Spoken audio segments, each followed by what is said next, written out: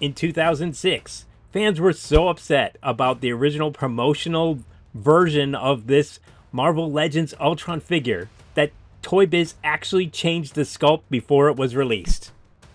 So we have Marvel Legends Ultron from the 2006 Legendary Riders series. He's got some great sculpting here. There really is some nice styling to the overall figure. There are some elements that are a little bit inconsistent with anything that's ever happened with Ultron, especially these, and also the wrist spikes.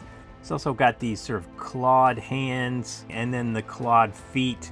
They really do lend themselves to some type of other element, especially like this canine kind of feel that ends up sort of infiltrating, and especially when you look at the legs, the backward bent legs. When Toy Biz first put out its promotional images of its Ultron figure, it was clear that it was based on a new design and was not tied to any comic appearance of Ultron.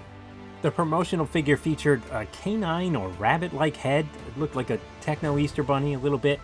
Had an overinflated chest with the claws and the backward bent legs.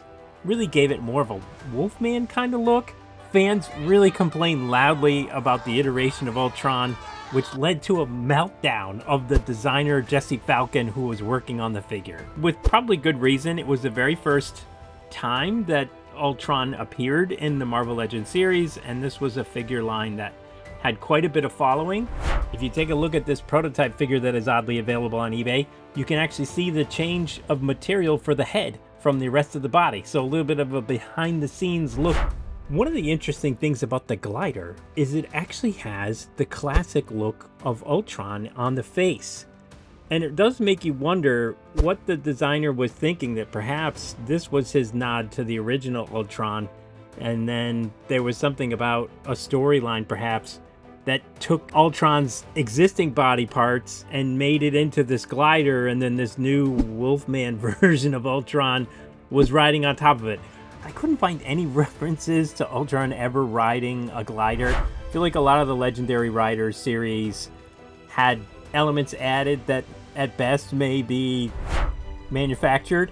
So it is interesting. There's a couple things on the glider that's kind of cool, is that there's this element that looks like it was part of something that was probably going to be a shooting projectile and just ended up being molded into his mouth. So these are all the Legendary Riders that were on the back of the packaging. You get a little bit of a sense of that promotional image here because it was on the back of the packaging. They did not have time to change that either.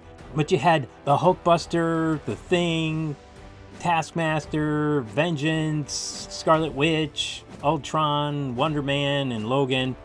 They all have their own vehicles. Some of these vehicles are pretty out there. You know, overall this figure is actually pretty cool. It's got a lot of sculpting detail on it that I really like. I just don't think the fans were ready for whatever this Wolfman-like version that they were creating. They wanted Ultron from the comics that they loved, and I think Toy Biz probably could have created this somewhere down the line, but for the first depiction of Ultron in the Marvel Legends line, the fans just weren't ready for it. Don't forget to subscribe to our channel and follow us on social media.